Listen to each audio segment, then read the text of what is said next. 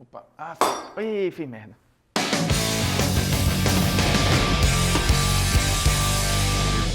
Fala moçada, beleza? Polêmicas vazias na área, polêmicas corneteiro, como sempre é bom. Porque a UEFA elegeu a sua seleção do século. E aí tem muita gente justa e alguns nomes que eu diria que beiram o absurdo. Portanto, vamos à seleção do Polêmicas Vazias. E aí discutir seleção é sempre muito bom, né? Porque sem os critérios mais subjetivos possíveis, tem os critérios objetivos, tem os critérios frios, e tem os critérios sem noção. O critério da UEFA foi um critério que tentou ser objetivo, mas ele foi muito reducionista. Ele foi o critério que usou apenas a seleção do ano da UEFA. A cada final de temporada, a UEFA elege lá o seu time ideal. Ou seja, no século XXI, quem teve mais aparições na seleção do ano na UEFA teve lugar no chamado time do século da UEFA. E aí, qual era o critério de desempate? Se você tinha, por exemplo, dois jogadores com o mesmo número de aparições, o desempate era o número de indicações. O Gerrard, por exemplo, ganhou dos seus concorrentes aí, porque ele foi indicado 7 vezes e eleito no time da UEFA 4 vezes. E a UEFA formou o seu time num 4-3-3 baseado no time anual. Só para deixar claro, não custa avisar que o século começa em 2001, tá? 2000 ainda faz parte do século 20. Portanto, a eleição da UEFA leva em conta 2001 para cá. Essa é a seleção do século 21, ok? E aí a seleção é esta daqui, uma seleção no 4-3-3 com algumas adaptações, né? Como por exemplo o Sérgio Ramos na lateral direita, mas a seleção é essa aqui com Cacilhas, Sérgio Ramos, Piqué e Puyol e Philipp Lahm na lateral esquerda. O meio-campo com 3 homens tem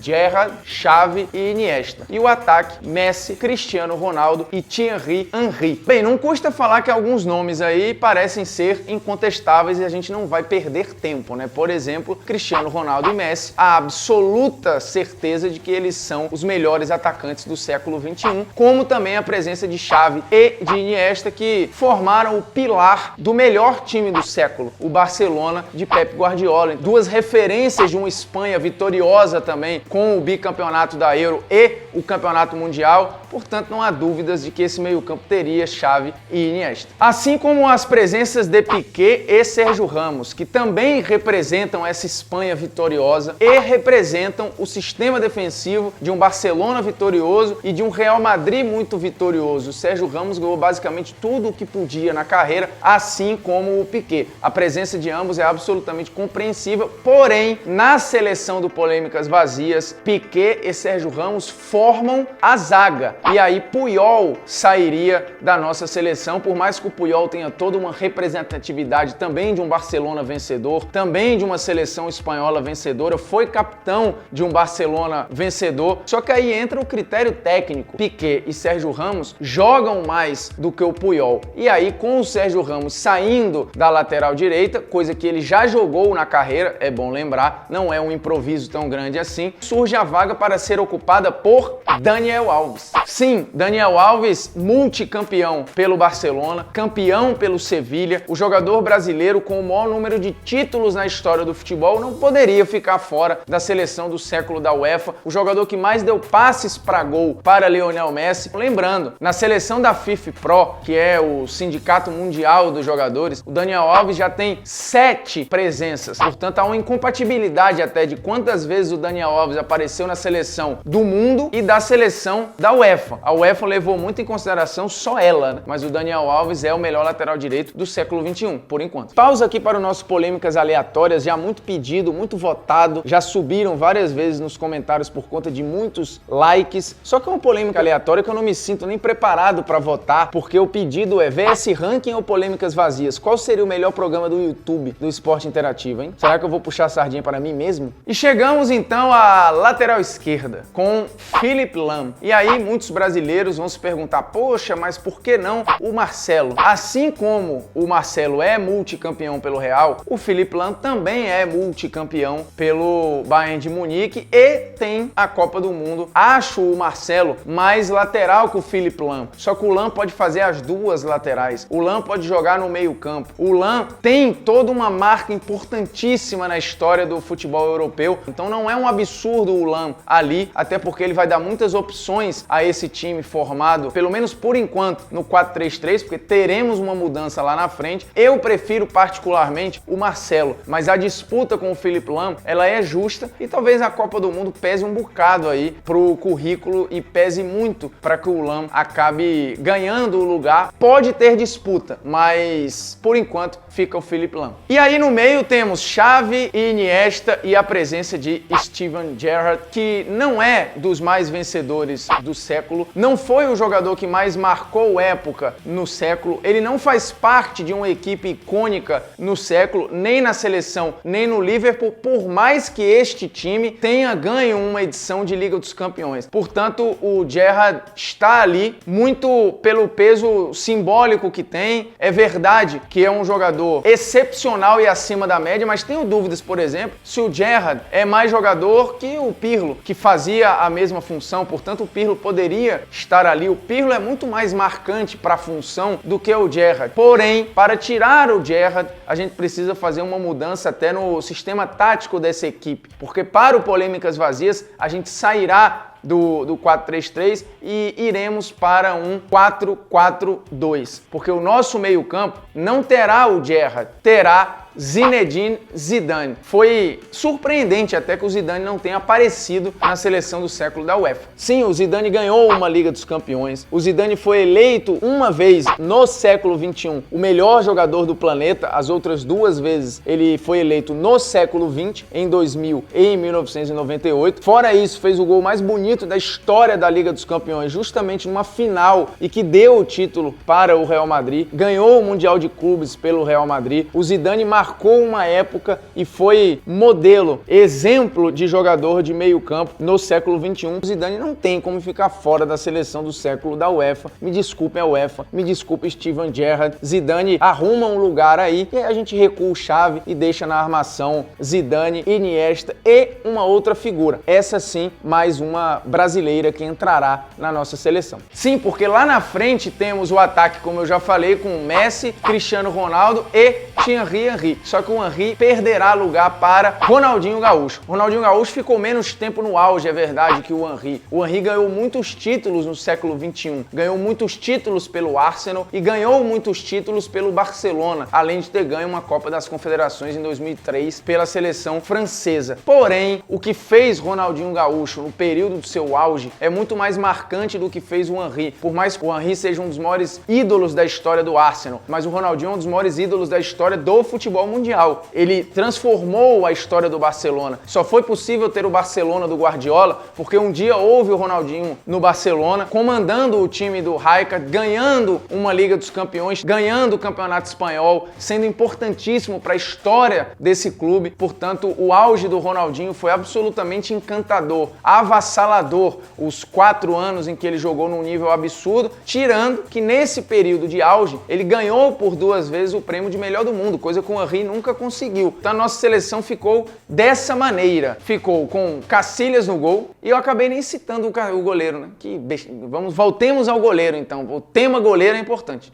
E pausa aqui para nossa dica cultural. Nós falamos que a seleção do século da UEFA tem muito futebol espanhol como base e no século XXI, apesar das muitas conquistas do Real, existe um domínio, pelo menos local, do Barcelona. E aí a dica cultural de hoje é isso aqui, ó. A Bola Não Entra Por Acaso, um livro do Ferran Soriano, que fala muito da transformação do Barcelona enquanto empresa, enquanto gestão. O fato do Barcelona ser uma marca mundialmente de sucesso, ela não é só construída com o que acontece em campo. Por isso o título A Bola Não Entra Por Acaso. Para que os gols aconteçam, muita coisa teve que funcionar fora de campo, para que os treinadores fizessem a gestão da melhor forma, para que os jogadores tivessem o melhor desempenho. Então fala muito de futebol, mas fala muito sobre gestão de pessoas, uma gestão de empresa. É uma análise de um caso de sucesso. O clube que mais deu salto no século XXI foi o Barcelona, e o livro do Soriano vai muito nesse ponto chave, portanto, fundamental leitura para quem gosta do assunto. E tratemos do gol da nossa seleção. O gol que tem Iker Casillas, o Casillas com 6 aparições na seleção da UEFA, o goleiro que dominou uma era, uma representatividade absurda para o time do Real Madrid, para a seleção espanhola. Tecnicamente, nesta minha seleção entraria o Buffon, porque eu já falei, o Buffon é o maior goleiro que eu já vi. O Buffon entrou na minha seleção da história do futebol, que já fizemos aqui, inclusive, no Polêmicas Vazias. Então, se ele entra na história do futebol, é óbvio que ele entra no século XXI, mas é compreensível que a UEFA tenha ido de Casillas. O Casillas ganhou Liga dos Campeões, ganhou Eurocopa, o Casillas ganhou Copa do Mundo, o Casillas ganhou vários campeonatos espanhóis, o Buffon ele ganhou quase 20 títulos que ganhou no século, tem aí uma Copa do Mundo, mas a esmagadora maioria é de títulos locais. De qualquer forma, por uma questão técnica, o Buffon entra na seleção do século do Polêmicas Vazias, que fica assim, ó: Buffon no gol, Daniel Alves na lateral direita, Piqué e Sérgio Ramos na zaga e Philipp Lahm lá na lateral esquerda. O meio-campo com Xavi, Iniesta, Zidane e Ronaldinho Gaúcho, que pode encostar no ataque formado por Messi e Cristiano Ronaldo. Que baita time! E o técnico, óbvio, o técnico do século XXI é Pep Guardiola, um treinador que mudou conceitos, que fez com que o futebol mundial se adaptasse a uma nova filosofia, né? O Pep Guardiola marcou todo um período no século XXI e continua marcando, né? Porque o Manchester City do Pep Guardiola vai dando show rodada após rodada. E o nossas opiniões, hein?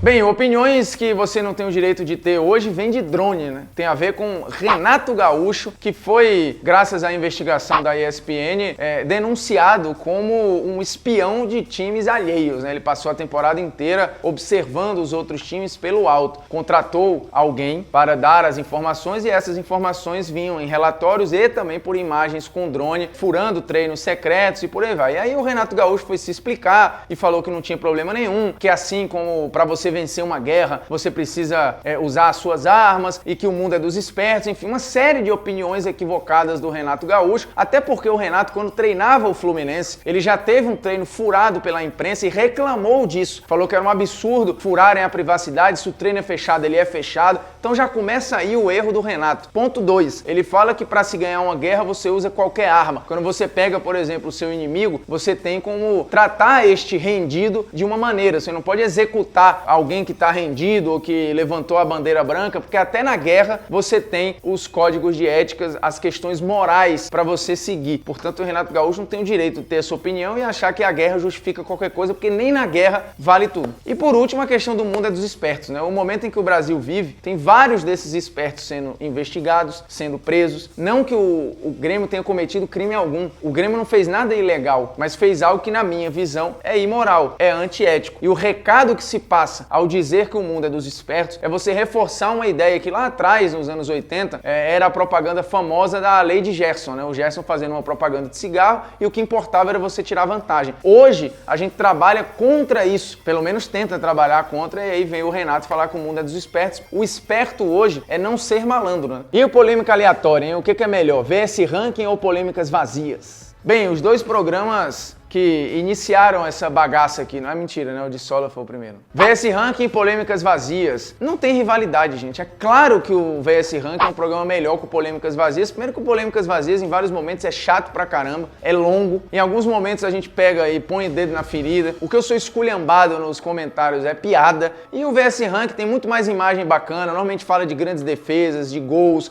de craques. Então é muito mais dinâmico. Então não tem nem comparação. Vocês estão querendo comparar uma coisa com outra que não tem nada a ver, não há rivalidade, é óbvio que o VS Ranking, nosso 001, tem o melhor programa do YouTube da história do esporte interativo. E eu trabalho para chegar lá um dia e estou chegando. Acabou o Polêmicas Vazias, se você já é inscrito, parabéns, se não, se inscreva, não sabe o que está perdendo, tem muitos bons programas aqui, inclusive o VS Ranking que eu já citei, melhores momentos de Liga dos Campeões, vários golaços, paródias hilárias, toca lá no sininho para receber a notificação, não é bobagem, é importante receber a notificação, lembrando que nós seguimos nas nossas metas, agora 32 mil likes é a meta para este vídeo, portanto colabore, não custa nada você chegar lá, o YouTube já é de graça, então você já está vendo aí, arrasta arrasta o mouse ou vai com o dedo ali, ó, pum, no like. E aí a gente, com fé, chegará aos nossos 32 mil likes. Aí você pergunta, por que 32? Ah, porque eu quis. Porque eu achei um número bom dessa vez.